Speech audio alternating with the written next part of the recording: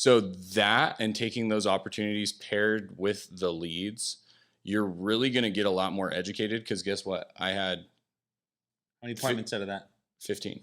15 appointments. Still pending a lot of them where we're going through some stuff trying to figure out some underwriting. But will you make more than you made on the taco truck? I would say probably 100x. Guys, there's opportunity everywhere.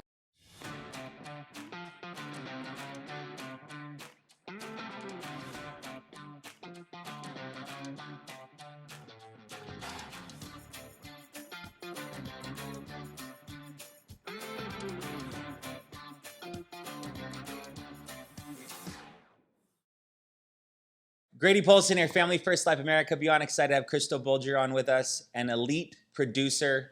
Best month, 110 families protected, and he has taken the bull by the horns and is writing a significant amount of IULs, and as well as continuously educating himself and leading a team that are focused on IUL level business as well. I'm going to ask him to dig into his process, his salesmanship, his educational. What is it that's empowering you from a process standpoint, from inventory questions? How are you getting the level of production you are, and how are you also explaining the benefit of IUL? So how are you getting appointments, and then how are you explaining it to clients to make them simple for them to understand? Deal. First, super grateful to be here and be able to talk about this topic, because when I came into the business, I was so afraid. I'm like, ILU? Fixed index annuities and IULs. I had no idea. And, that was a big deal for me to conquer that. And then I realized, when you get out of your own way, how much opportunity there is. And you just got to educate yourself. YouTube University, talking to people that have done it before you. And what was the first question again? Sorry. Where are you discovering them? Okay. And then perfect. How are you presenting them? So my process with this, there's just regular leads that you're combing through, right? So you're doing an inventory on these people. The combination for me is, what are their goals, what is their age, and what is their income, right? Okay. I think that's one of the biggest things, where then I'm putting them into a bracket of, hey, this is a potential opportunity. Okay. For some of them, depending on the age, I'm still going to set them up with a basic policy depending on what the situation is. Okay. But I would say the biggest thing is where people are at in their life and what are they trying to do. I think, do they have a retirement set up? The best possible lead you could get would be a 1099 salesperson that makes 200 to 400K a year.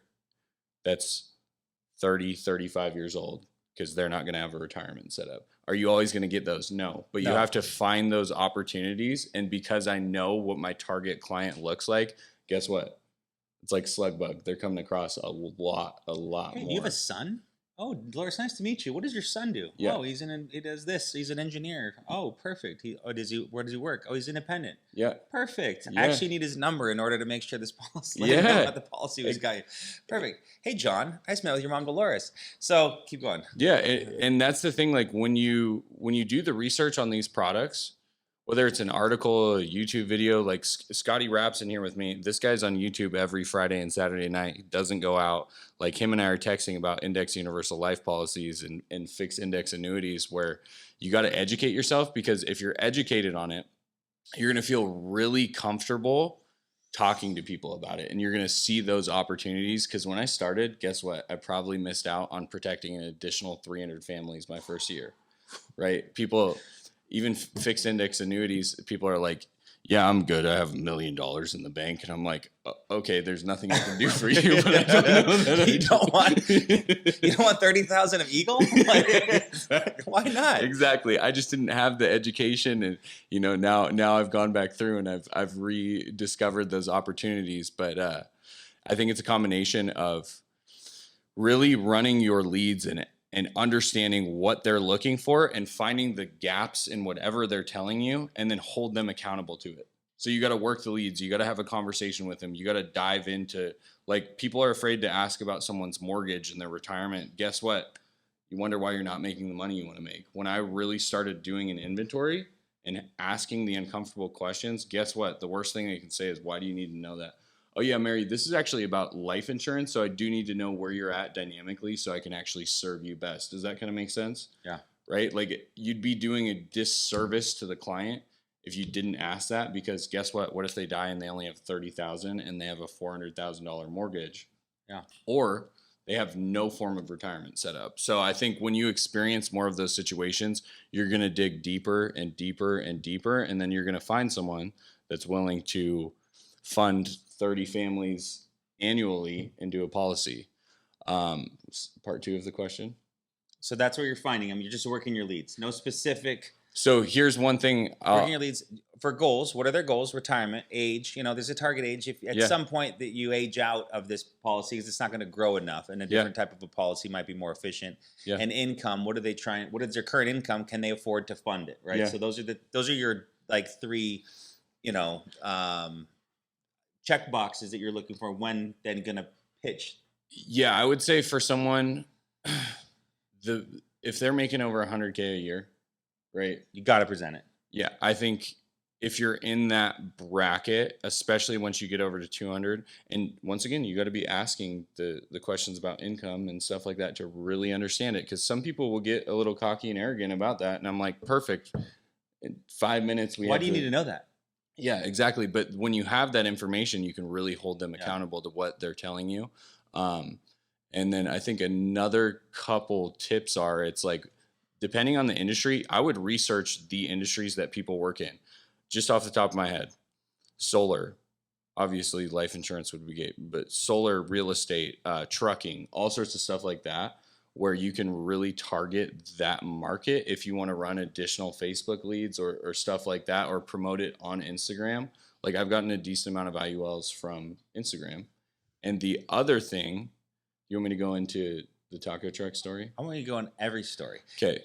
But as you hold that exactly where you're going, we're going to be posting a video in the next day or two from a guy who's generating all of his leads for IULs on TikTok. Yeah. And he's going to teach you how to do it. It'll be up shortly. So look alive for that. You can don't email anybody. Just wait. Okay. It'll be up shortly. If you're on YouTube, it's going to be on this channel. Look up look at the next couple videos. It's a video how to generate TikTok. So keep going. So if you want to be creative, and when I started my digital marketing company, I was walking into every business in the city that I lived in. I'm like, So you're a hustler? Yeah. So you're saying you got to hustle to make a lot of money? Oh yeah. Okay. You still got to hustle. You got to hustle. You got to be creative. Leads are great, but guess what?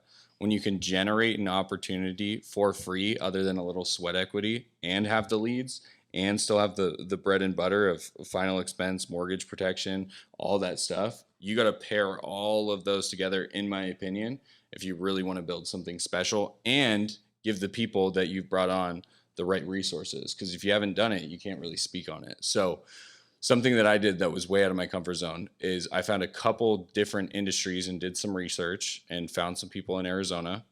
I'm not going to say the specific industry because it would overlap probably tomorrow. Okay. But you're good. Something that I did was I got a taco truck. I paid $1,500 for the taco truck, and I brought that to a company where they have a ton of sales guys that are 1099. I did a full presentation. The owner was stoked because their guys all got fed. Sure. It was super good food. I actually loved it as well. Okay. And I went over whole life term. And then I basically was like, I'm really here to talk to you about Index Universal Life. I'm like, who has a retirement set up? They're like, what? What's that? And then the other question, how many people make more than 200K a year? Right? So that, and taking those opportunities paired with the leads, you're really going to get a lot more educated, because guess what? I had... How many appointments out of that? 15. 15 appointments. Still pending a lot of them, where we're going through some stuff, trying to figure out some underwriting. But will you make more than you made on the taco truck? I would say probably 100x. Guys, there's opportunity everywhere, right? Yeah. Was it risky to go rent a taco truck and call up a business owner and say, I'd love to present something but feed you guys at the same time? Sure. But what's he going to say? No. What is he going to yell at you? Is he going to say, don't ever call my business again, offer my people free food? No, he's going to say, okay, cool, man. Come on and check it out. Who are you? And you tell him who you are. And all of a sudden now, everybody should be renting taco trucks this weekend and getting some IUL presentations. For sure. For sure. And it was cool too, because the owner really believes in the product as well. And he's funding 4 families a month into a policy. So It's fascinating. I think you got to take the shots with this. You got to educate yourself. And if you really want to make a lot of money, get in touch with people that can run Facebook ads, or this thing. I've never even seen this, is the nitro leads. Yeah. Like, get some of those. Try a new realm of stuff, because guess what? When you get on the phone with someone that's looking for an index universal life policy, you're going to have to get really educated. Yeah. And I'm not the guy. I am not the smart. I said, I have the IQ of a squirrel, but my work ethic beats everything else out. So I'm the guy on the phone. Hey, I actually don't have the answer to that question. I'm going to call you back here in about 30 minutes. Is that okay with you? Perfect. So I want to make sure I'm answering it correctly. I'm not schmoozing. I'm just, hey, straight up, I don't really know that. Cool. And I think that you could sound dumb to someone, but guess what? It's going to build trust, because they know you just put the time and effort into getting that. So don't be afraid to tap into that or have that conversation. Okay, so we've got a few different models of leads, social media, and taco trucks to get potential IUL clients, which is fantastic, Christo. Now you're either on the phone, gonna present it. Yeah. Like, this is your long, kind of like, this is what my goals are. I want to create a retirement. I have $2,000 a month to invest, and I'm 39, right? Yeah. Okay, so you've got kind of the basis of who I am, and you're not pitching me, but you're kind of giving your general benefits. What are the general benefits that you want to make sure that if you hit these 3, 5, 7, I don't know, whatever points you've got, that's going to cover 80, 60, 80, 90% of the questions, or create the value for that potential lead? How do you pitch it? So biggest thing, there's no risk. Okay. Right? I would say, for where things are at economically right now, people want their money protected. And when you explain to someone the protection factor paired with the compound interest, I think that's huge. Well, I think if you really can show someone a presentation, let's call it 7%. Okay. If you look at money growing, let's just say this is what I structure the majority of my policies to. So if you can build a policy up to $1 million of cash value, 7% interest, you have $70K a year after that. That's super simple math. It's very transparent. But I think when people can plan on building their retirement up to $1 million and allocating those funds, then if you know you're going to get between 70 and 100K that you can pull from tax-free a year, that's where people are like, oh, okay. Oh, I might want to keep it in a little longer. But I would say a combination. All right, Grady. So with this, it's great. You're going to have the death benefit. Okay. That's awesome, right? But what we're really doing here is we're structuring this for retirement, right? So what I'll do on my illustrations is at age 65, I'll have them starting to pull money out of the policy, right? Okay. And then I'll also show them a presentation, depending on who they are, of keeping the money in there. So they have variation. They can see that, because when you don't pull the money out at 65, that compounding those years is crazy. 65, 75, you're talking about boom, boom, couple $100,000 a year, depending on how it's structured and how much they're putting into it. But I'm going to say this for Scotty Rapp too, because he's sitting right here. One of the best people to explain an IUL and the living benefits is Scotty Rapp. Well, come here, get up here, and let's get up work this. Yeah, come on, guest appearance. Take my spot. And this is something that Scotty Rapp. How you doing, buddy? All right, you take it over. You're gonna. This is a special treat, everybody. There you go. Pleasure to be here with you. So one thing I do want to say, Scotty and I have a similar background, and we both had a conversation one night super late of how do we tap into FIAs and IULs. And we were both nerding out about index universal life policies. I'm like, what are you doing another day? He's like, I'm watching these YouTube videos about IULs, bro. Right? And Literally. And that is the amazing part of this business. When you want to win, you're going to put the effort in. But yeah, I actually want to hear this from you. How do you break down an IUL? Because the living benefits and how you put that together is awesome. You and I both do it a little bit different, but both work, and we're both closing. So I want to hear yours. First of all, it's great to be here. So the first thing I do basically in an IUL presentation, it's never over the phone. So it's always a Zoom call. I believe the illustration pretty much does all the selling for you. I mean, if you're showing the client numbers based off what they're contributing and how the illustration, the data in the illustration, because in the illustration tool, it's based off the last 20 years of data. So pretty much I get on a Zoom call with them. I basically let them pick their own premium. So I'm going to do it, based off target premium or max funding, however we decide to do it. I explain both sides of that.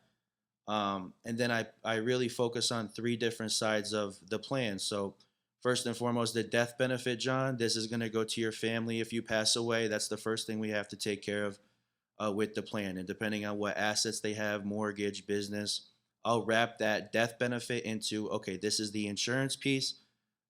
That's one aspect of the plan that you're paying for.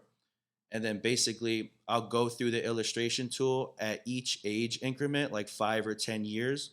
I'll show them, John, this is how the plan has performed over the last 20 years. So for example, if you fund in $1,000 per month, per se, at age 55, based on the data, this is how much you'll have in your cash, which is liquid cash. So John, think of this part as your savings account, right? You have full control over your funds. Your cash is accumulating. You're indexing, so you only have upward potential. There's zero floor for loss. So if the market goes down, John, you don't participate in any of the loss of the market. And then you're only able to gain cash upward, right? So you're only participating in the increase. I'll explain the index, basically what the index does, depending on which one we choose. And then if they want to illustrate it for income, I'll have them fund into it for a certain amount of years. I'll put the lifetime income benefit rider on there, and then I'll show them, hey, basically, when you illustrate the plan for this premium for this long, John, at this age, this is what you're determined to have as an annual income for the rest of your life. So the insurance company is going to pay you this income to the day that you pass away. And then I'll pull up the official illustration again, and I'll show them the living benefits. So depending on what company you're using, NLG, FNG, whatever the case may be, I emphasize living benefits like it's the whole plan. Because, John, if you ever become critically, chronically, terminally ill, and then I pull up Google and I type examples of chronic illness, and there's like 20 different examples on there. So I'm like, John, if you have this one, this one, this one, or this one, guess what? They're going to send you a check for $300,000, $400,000, John. What if you can't work for the next 2 to 3 years? Your business needs to be operated and you're the main guy and things are falling apart. It's going to be pretty beneficial for you to have a $200,000-$300,000 check for living benefits. And then critical, chronic, terminal illness, NLG, FNG, they all have different benefits. So there's Alzheimer's disease benefit, even critical injury. So Johnny, you drive into work one day, you get critically injured or whatever category that falls under. They're going to send you 200 and whatever thousand, just example of what the illustration could be based off what they're paying into it. And then I just wrap that all into one formula. And then I say, hey, let's push the application through. It's worth a shot. I'm not sure. They do deny a lot of people with IULs. So I only get on a Zoom call with them if I feel like they're suitable and they'll get approved. But most of the time, it's hit or miss. Basically, you got to go through that first. Yeah. And then it's just about drilling the value, reminding them, and then they're getting to the point where like, oh, this makes sense. Wow, this makes a lot of sense. And then it's just game over. It's pretty simple. I think it's, in my opinion, the best product that is a no-brainer if you can explain it correctly. I mean, just how you went through it.